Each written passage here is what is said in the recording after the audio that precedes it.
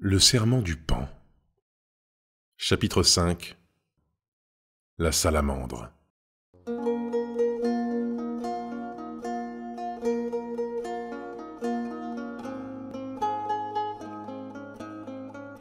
C'est dans ce chapitre, cher lecteur, que je fais ma première apparition.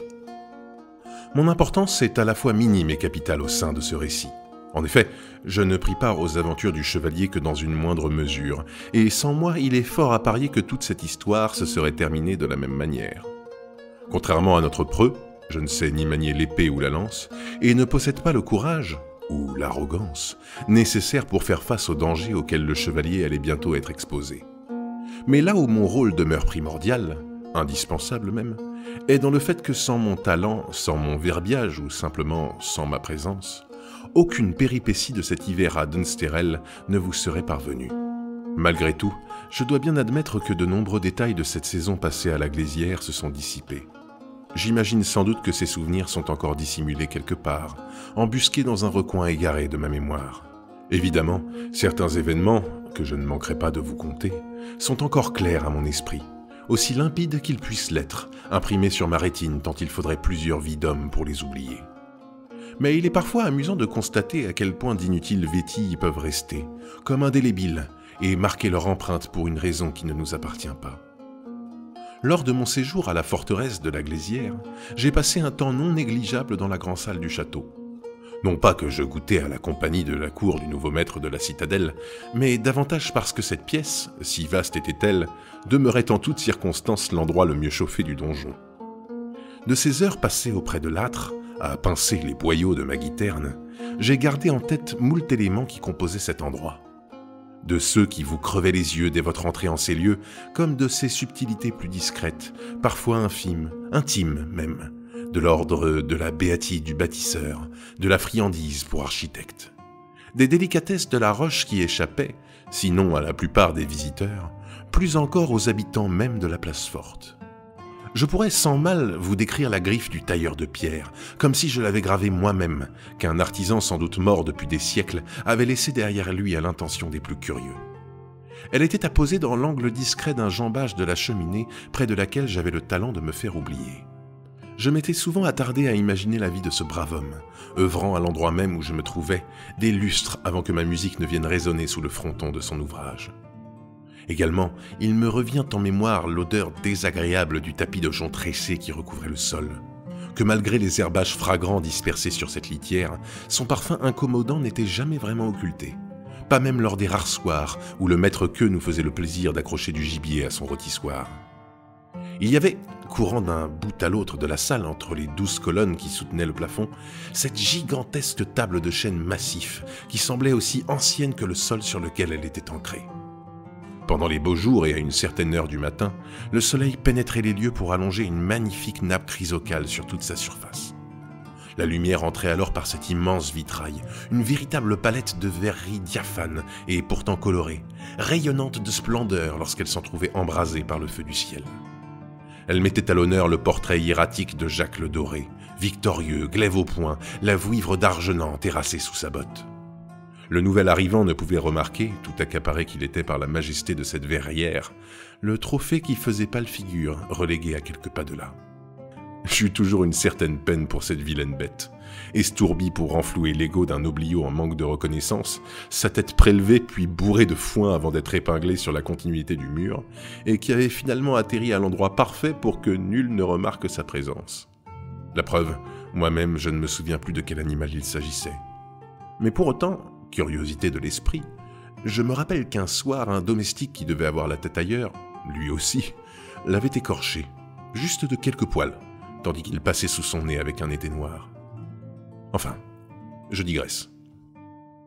Ce jour-là donc, l'heure du déjeuner approchait. Je venais de terminer un maigre encas dans les quartiers des domestiques et je m'étais installé à ma place habituelle, près de la cheminée.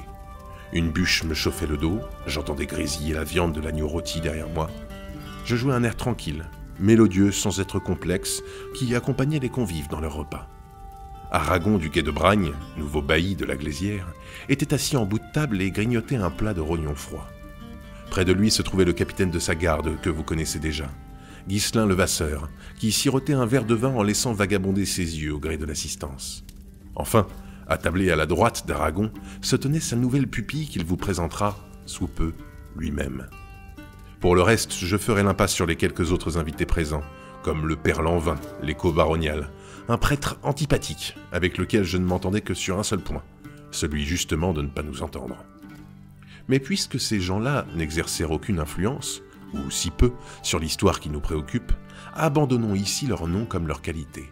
Après tout, je ne vous ai pas révélé le mien, et s'il est bien un pouvoir sur lequel j'ai fait main basse, c'est bien celui d'offrir aux êtres la possibilité ou non d'exister, armés d'une plume et de la cruauté de la postérité. Les larges portes de la grande salle s'ouvrirent, et un héros drapé d'un tabard brodé de la salamandre d'Aragon apparut. Il annonça l'arrivée du preux, tandis que j'abandonnais pour un temps ma balade, laissant s'évanouir les dernières notes que je venais de cueillir sur le fil de mes cordes. Elles résonnèrent dans la pièce alors qu'Aragon quittait son siège, imité dans l'instant par ses convives. Le chevalier se dévoila, arborant une longue tunique rouge où figuraient les armes de sa famille. Le pan royal d'Elbellon et son profil impérieux, similaire au pommeau sculpté de son épée. Il traversa la salle sans accorder un regard aux invités et se dirigea directement vers Aragon. L'on reconnut tout de suite la noblesse de son rang, ou la fatuité du personnage, à sa manière de franchir la distance qui le séparait du châtelain. Marcher dans ce long silence avec tant de prunelles posées sur soi, sans donner l'impression de pouvoir tressaillir, sans laisser transparaître la crainte du moindre faux pas, c'est un art qui s'enseigne. Et par ailleurs, sans nul doute l'un des rares points communs que partagent Sang-Bleu et Saltimbanque. Baldassare, comme toujours, avançait d'un pas sûr et déterminé. Une fois au plus près d'Aragon, il stoppa net et un sourire tranchant lui fendit le visage. Les deux hommes s'étudièrent. Ils n'étaient pas si différents l'un de l'autre, hormis la couleur de leurs cheveux, la salamandre, châtaigne, et le pan, grisonnant d'ébène. Hormis cela, ils faisaient relativement la même taille, avaient une corpulence proche, sèche et rude, propre aux hommes de guerre. Mais les deux nobles d'épée ne puisaient pas à la même source la prestance de leur statut. Cela se ressentait aisément, rien qu'à travers les regards qu'ils se jetaient l'un à l'autre. Si chez Aragon, l'on devinait la fierté vierge et le sang neuf d'un oblio fraîchement adoubé, Baldassare dégageait une impression tout autre. Il se rehaussait, invariablement et en toutes circonstances, du prestige de son ancienne lignée. « Alors » commença Baldassare, courtois mais piquant. « Comment dois-je t'appeler ? Sire ? Ou peut-être baron ?» Surpris par cette familiarité, l'assemblée resta suspendue aux lèvres d'Aragon. Le bailli dévisagea Baldassare un instant et un léger rictus lui déforma la bouche. Le preux d'Elbellon poursuivit comme si de rien n'était. « La salamandre te va à ravir, en tout cas. »« Je te remercie, » rétorqua Aragon sans embâge. Le pan inclina légèrement la tête et haussa des sourcils. Auparavant, jamais Aragon ne se serait permis de le tutoyer. « Sois le bienvenu, » continua le châtelain sur le même ton. « Tu es la dernière personne que je m'attendais à voir, mais ta présence me réchauffe le cœur. » Les deux chevaliers échangeaient d'équivoques sourires en coin. La tension monta d'un cran lorsqu'Aragon tendit la main à Baldassare. Pendant une bonne seconde, l'atmosphère se figea, et je crus bien qu'ils allaient tous deux faire jaillir le fer. « Tu en as fait du chemin !» s'exclama Baldassare. Il attrapa Aragon par le poignet et le tira vers lui pour lui donner l'accolade. Je ne pus m'empêcher de capter cet imperceptible détail qui pourtant en disait long. Au moment où le pan s'était saisi de la salamandre, aussitôt, elle aussi la tira vers elle. Les deux hommes s'entrechoquèrent, littéralement, et Baldassare s'esclaffa en prenant Aragon par les épaules. « Regarde le joli coin que tu t'es trouvé, canaille !» le railla-t-il gentiment. « J'ai toujours su que tu en avais dans le crâne, et beaucoup plus d'ambition que le double sol de lambda. » Il leva les mains pour prendre les lieux à témoin. « Mais de spadassin à chevalier, puis de chevalier à commandant de place forte, quelle ascension !»« Spadassin !» releva Aragon en jetant un regard alentour. « Comme tu y vas !» Il s'adressa à ses convives. « Messieurs, dames, je vous présente Sir Baldassare Estirel d'Elbellon, un chevalier venant tout droit du royaume de l'été, et avec lequel j'ai eu le plaisir de servir il y a longtemps de cela. Viens que je te présente. Tu as déjà rencontré mon bras droit, il me semble. » Ghislain salua Baldassare en levant son verre. « En effet, » confirma le pan. « J'ai eu le plaisir de le voir à l'œuvre ce matin.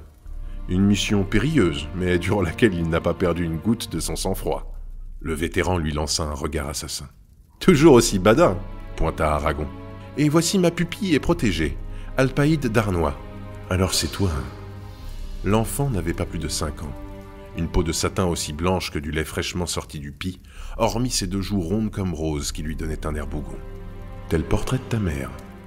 Le pan la salua avant de se tourner vers Aragon. « Arnois, dis-tu ?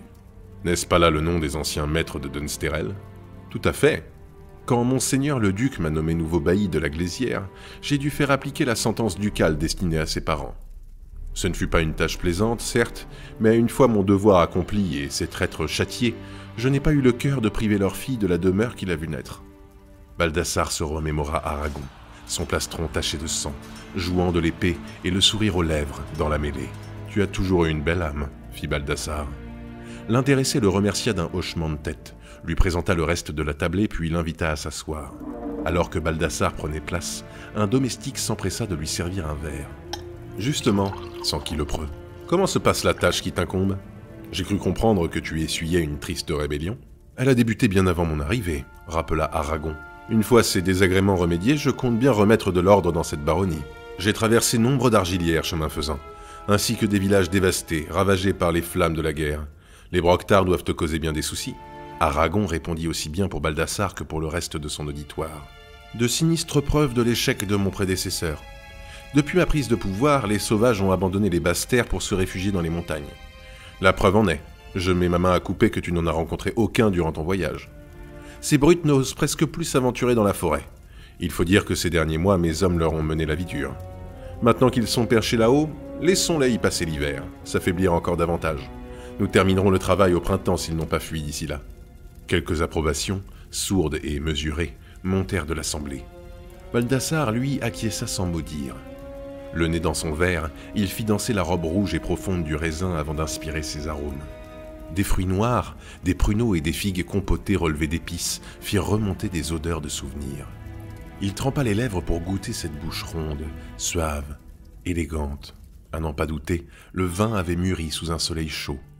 En l'espace d'une gorgée, Baldassare fut catapulté bien des années en arrière. « Du citrat », lâcha calmement Aragon en observant le visage conquis de son invité. « L'un des rares vins hospitaliens que j'ai pu dénicher dans la cave de ce château. » Baldassare, un instant déboussolé, remercia la salamandre. « L'intention me touche autant que le geste, Aragon. » Visiblement, les deux hommes s'étaient bien connus et le nouveau bailli savait comment flatter son invité. Alors que les celliers n'avaient que rarement connu pareil dénuement, le repas fut bien plus copieux qu'à l'accoutumée. L'on servit de belles omelettes aux herbes puis de franches parts d'agneau rôti au sel. Sa viande garnie de persil, imbibée de vinaigre et de verjus gonfla le tranchoir qu'Aragon avait fait l'honneur de partager avec Baldassare. Le ventre déjà rond, ils terminèrent leur repas en se tassant l'estomac d'une pastée de poire crue. Moi, je salivais à quelques pas de là, tâchant d'oublier ma faim au profit de mes cordes, la bedaine à peine comblée par un bouillon de volaille. Durant l'intégralité du déjeuner, et même lorsqu'il me donna la pièce en quittant la salle en compagnie d'Aragon, Baldassare ne m'accorda pas le moindre intérêt. Les deux chevaliers abandonnèrent le donjon pour une promenade digestive. Ils rejoignirent la basse-cour et empruntèrent un large escalier grimpant jusqu'au chemin de ronde. Tandis qu'ils battaient le pavé, Baldassare laissa son regard errer au gré du panorama. À perte de vue, dans cet immense couloir qui filait entre les pics enneigés, les forêts décharnées et les marécages se fondaient dans une brume pastel s'écoulant doucement depuis les montagnes. « Alors » demanda Aragon qui marchait en tête. « Que penses-tu de mon nouveau domaine ? Je passe. C'est une bauge, en plus d'être un trou perdu. » Aragon ria franchement. « Nous n'avons pas tous la chance d'hériter d'une terre fertile sous le beau ciel d'Hospitalie. Et depuis quand la Glaisière et les terres environnantes sont ton domaine ? » fit remarquer Baldassare en suivant le scintillement d'un ruisseau qui filait, au loin, à flanc de falaise. « J'ai cru comprendre que tu ne faisais que commander la place forte. Ces terres appartiennent toujours à la maison d'Arnois, si je ne m'abuse. »« En effet, » lui accorda Aragon. Il s'arrêta et joignit les bras, posé sur l'un des créneaux du rempart. Ses yeux s'égarèrent eux aussi, sur les courbes des nuages pesant sur la vallée. « Ces terres reviennent à Alpaïde d'Arnois et à son futur époux, » admit le châtelain. Lorsqu'elle aura trouvé un homme convenable aux yeux de son tuteur, évidemment. C'est-à-dire toi. Baldassare scruta Aragon pour y déceler le secret de ses pensées. Quelque chose me dit que tu as ton idée en tête. Je me trompe ? En effet, répéta Aragon. Laisse-moi deviner. La faute à pas de chance ? La gamine joue sur les remparts, glisse et se brise le cou 10 toises plus bas, maladroite qu'elle est ? Non, pas du tout. Rien d'aussi expéditif. S'il arrivait malheur à Alpaïde, il y aurait de grandes chances pour que le gros Berzard décide d'incorporer la Glaisière au domaine ducal. Et là, je pourrais plus faire grand-chose. Non, j'investis sur le long terme. Le duc m'a confié Dunsterel jusqu'à ce que la petite soit en âge de se faire engrosser. Alors j'attendrai jusque-là. Un beau jour, elle saignera, et dès qu'elle aura l'âge de se marier, je serai le premier à planter ma graine dans le potager. Ça risque d'être foutrement long, tu ne crois pas? Une dizaine d'années, tout au plus. Je suis patient. Aragon se détacha du rempart de la citadelle pour entoiser le donjon. J'ai œuvré toute ma vie pour ça. Alors 10 ans. Je vais m'occuper de mon futur domaine, éduquer ma future épouse. Tous les soirs, je vais dormir dans des draps propres avec un toit au-dessus de la tête, des grouillots pour me servir du vin, de la bouffe sur commande. C'est pas la mer à boire, comparé à ces 20 dernières années passées à marcher dans le crottin des comtes et des roitelets, à guerroyer pour leur petite campagne, leur outrage, à me taper le même putain de brouet tous les soirs. Tu oublies les semaines de ripaille, lui remémora Baldassare. Quand on a pris Estremont ensemble, je t'ai pas vu pendant des jours. Je suis sûr que tu t'es bien amusé pendant que la ville était mise à sac. Un sourire amer se dessina sur le visage de la salamandre. Ouais, c'est sûr. On a pris du bon temps. Mais on peut pas vieillir à l'ombre d'un trébuchet. Et ça te va comme façon de t'éteindre? Faire une tripotée de marmots, mourir dans ton plumard, gros comme un sac, à te pisser dessus sans même le savoir? Aragon prit une mine sérieuse. Pas toi? Baldassare fit la sourde oreille. Il arracha son regard du paysage et poursuivit son chemin. Aragon le regarda passer avec un sourire en coin. Les deux hommes longèrent les créneaux de la muraille intérieure.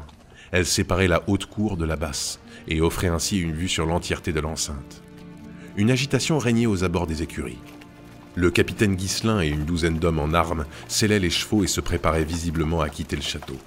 Parmi les bêtes et les hommes, Baldassare reconnut le soldat qui avait privé Edwin, l'aubergiste, de son œil un peu plus tôt dans la matinée. Aussi, il remarqua Arian qui s'activait en tous sens pour offrir son aide aux guerriers sur le départ. Les deux chevaliers atteignirent le mur sud. La pique y était encore plus impressionnant que sur l'autre versant de la forteresse. Un véritable gouffre plongeait vers les racines de la falaise solitaire sur laquelle Dunsterel était bâti. Le duo plongea dans l'ombre froide d'un our percé çà et là de rectangles dorés dessinés par des meurtrières, puis pénétra dans l'une des tourelles faisant la jonction entre deux pans de muraille. Une fois sur le toit, le souffle yémal les frappa de plein fouet. Une vieille baliste, une antiquité, à dire vrai, se dressait face au vent et menaçait les montagnes. Ce château peut toujours se dresser plus haut, encore et encore, jamais il n'atteindra leur cime. Aragon coupa net à ses contemplations. « Que fais-tu ici, Bald ?» Le pan se retourna vers son hôte. « Je ne peux pas venir prêter main forte à un vieil ami dans le besoin. Je ne t'ai jamais vu te servir de ton épée pour quelqu'un d'autre que toi-même, » rétorqua Aragon, cynique. « J'ai un service à te demander. Une requête. Appelle ça comme tu veux. Mais il y a un os, je sais d'avance que tu ne l'accepteras pas. Et je sais également que je n'accepterai pas ton refus. Tu peux toujours essayer. » Baldassare garda ses lèvres closes. Aragon reprit. « Et que se passerait-il si nous campions tous deux sur nos positions? Si aucun de nous ne parvenait à changer d'avis ?» Là encore, Baldassare resta muet, ses yeux verts fichés dans ceux de la salamandre. Il n'en fallut pas plus à Aragon pour comprendre la promesse ourdie par ce sinistre silence. Il poursuivit, imperturbable. « Une dette envers moi ne te suffit pas? Soit. Alors qu'attends-tu pour me présenter tes doléances? Ainsi nous passerons plus vite à l'étape suivante. » Ce goupil, Aloïs, qu'a-t-il fait pour que tu veuilles le mettre au fer? Ce n'est pas au fer que je veux le mettre, mais 6 pieds sous terre, trancha Aragon avec véhémence. Mais quel rapport avec ta venue? Il y en a un avec ma demande, rassure-toi. La salamandre inspira profondément, fit quelques pas jusqu'au créneau et laissa tomber son regard sur les toitures des maisons en contrebas. Je n'ai pas assez d'hommes pour maintenir les Broctars à distance. Tu t'en es sans doute rendu compte. La garnison de Dunsterel abrite à peine assez de soldats pour tenir la forteresse en cas d'attaque. Ce qui explique la présence de tous ces stipendiés qui pullulent au village, j'imagine. Aragon acquiesça. Tu sais comment je les rémunère, tous ces fils de putain? Le sac de nez d'Aloïs fit irruption dans l'esprit de Baldassare. J'ai cru comprendre que tu devais avoir une sacrée collection de groins de Broctars en réserve, plaisanta-t-il. Jusqu'à ce matin, j'avais 2 bandes de ces salauds à mon service, celle de Lambert et celle d'Aloïs. La première a bien plus de gars que la seconde, mais il faut bien admettre que Goupil et son skulk avaient de sacrés résultats. Des cagettes de tarin qu'ils m'ont rapporté. Je les ai payés, et bien payés même. Bien que je savais qu'Aloïs passait son temps à me cracher dans le dos, avec ses histoires de demi-gueux. Mais ils étaient efficaces, ça je peux pas leur enlever. Aragon serra du poing avant de continuer. Cet arrière-fait de truie larde, il s'est bien foutu de ma gueule. Que veux-tu dire? Aragon fit volte-face. À ton avis, Baldassare, comment fait-on la différence entre un museau de Broctar et le nez d'un couillon moyen? La salamandre laissa sa question suspendue quelques instants pour lui laisser faire son effet. On ne peut pas, approuva intérieurement le pan. Aragon, devinant que Baldassare avait saisi, enchaîna. Pendant que je croyais remplir les poches de cette truandaille pour payer la mort de mes ennemis, ces salopards se faisaient en fait leur beurre sur les visages de mes gens. Baldassare ne put réprimer le sourire qui lui remonta de la gorge. « Ça te fait rire en plus ?»« Désolé, Aragon, mais c'est typiquement le genre de sale tour que tu aurais pu jouer toi-même lorsque tu étais encore à leur place. » Aragon contint difficilement sa colère, bien qu'elle fût perceptible à la couleur que venait de prendre sa voix. « Quelle ironie hilarante, n'est-ce pas ? Ravi qu'elle te plaise. En attendant, c'est moi qui me fais enfiler jusqu'à la garde aujourd'hui. Et il est hors de question que j'accepte ça. Comment as-tu su pour cette histoire? Qui t'a prévenu? Nous avons trouvé un rescapé dans la forêt. Un bûcheron qui a ses pénates dans les hauteurs avec sa famille. L'abruti s'est jugé assez vénard pour rester dans son patelin malgré les raids des broctards. Bon, jusqu'ici, il faut admettre que ça avait bien porté ses fruits. Ivan, qu'il s'appelle. Goupil et son skulk leur sont tombés dessus. On massacré tout le monde et lui ont crevé les yeux avant de l'abandonner dans les bois à la merci des sauvages. Son témoignage est sans appel. Un rouquin avec une pelisse de renard sur les épaules était à la tête des hommes qui ont passé les siens au fil de l'épée. Il a gardé la vue assez longtemps pour voir le skulk mutiler sa femme et ses gosses et empocher leur nez. Baldassare resta pensif. Nonchalamment, il dégagea quelques graviers en glissant son doigt dans une fissure courant le long d'un créneau. Aragon, lui, tentait vainement de déchiffrer ses pensées. « J'ai une proposition à te faire », lâcha soudainement le pan. « Je t'écoute. Je vais t'aider concernant cette affaire. Ghislain et ses meilleurs hommes sont déjà sur le coup. Ils vont partir en chasse d'un instant à l'autre. J'ai passé peu de temps avec Goupil et ses gars, admit Baldassare, mais assez pour savoir que ce sont de bons guerriers. Tes hommes savent se battre, j'en suis sûr, mais tous les deux, on sait qu'il n'y a pas de meilleure lame que moi à des lieux à la ronde. Tu es toujours aussi modeste? C'est la pure vérité, affirma Baldassare sans une once d'incertitude. La salamandre garda son sourire, plus par orgueil que par moquerie car dans les faits, elle savait que le pan parlait vrai. Et que veux-tu en échange de ton aide? Une promesse, Seigneur Aragon. Lorsque je te ferai ma demande, je veux que tu me promettes de prendre le temps d'y réfléchir. Je veux que tu te poses une question simple. Est-ce que cela vaut vraiment la peine de croiser le fer avec moi plutôt que d'accéder à ma requête? Aragon, perplexe, soutint le regard froid de son frère d'armes. Je te le promets. Dans ce cas, considère que la tête de Goupil est déjà dans un sac.